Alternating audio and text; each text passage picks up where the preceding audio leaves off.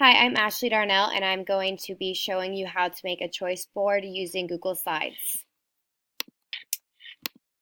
How can I make stations interactive and give choices? This is something I was wondering, and I was introduced to a choice board in one of my classes.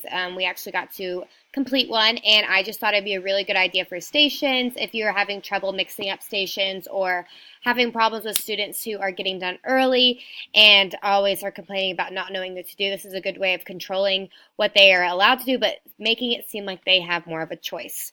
So I went ahead and made the template already. I went up here and just added a title only slide and made this, titled it Bingo Choice Board. I inserted a table over here doing 5 by 5, and to save time I've already filled it out. Depending on your subject and grade level, it'll depend on what you want to put in there. But I'm going to go ahead and insert the shapes that I will use, that the students will use to cover their bingo board. I'm just going to do a circle, and you make it however big you want, and I'm going to make it red to make it realistic. I'm going to copy it and paste 5 of them so that they have them. I'm going to move them over here so that there is room for them to manipulate them, but not covering up the words. And then like a normal bingo board, I'm going to insert a free spot by inserting a shape. I'm going to do a smiley face and put it in the middle. And I'm going to make it yellow. And then I'm going to copy that and put a few around around the board, just because I have first graders and a lot of choices will make them overwhelmed.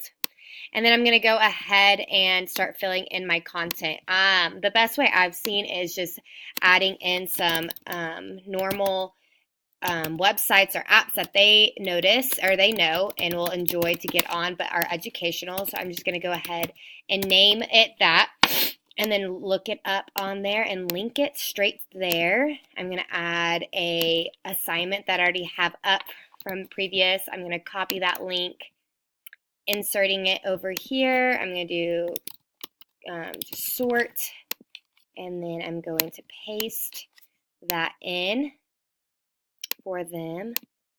And then I'm going to do another app, reading A to Z, and look it up. It's very easy because you can just look up them. And then I'm going to do one more.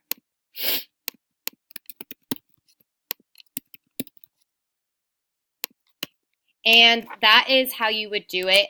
You can choose whatever apps or assignments. You could put in YouTube videos, and students would just go around, and once they've done one, they would move their spot in front of it. As the teacher, you have the ability to decide how many you want them to get in a row. If they want to fill up the whole thing, a diagonal, 5 in a row, Texas Hold'em, whatever you want. And then I just wanted to show you an example of a completed one. With all of them, you just do the same things over and over again, or you can do all different ones depending on what you want to have done. So this is a good thing to have for stations, an assignment. Older kids love it, but first graders can use it too. So it really is usable in all classrooms. And thank you very much.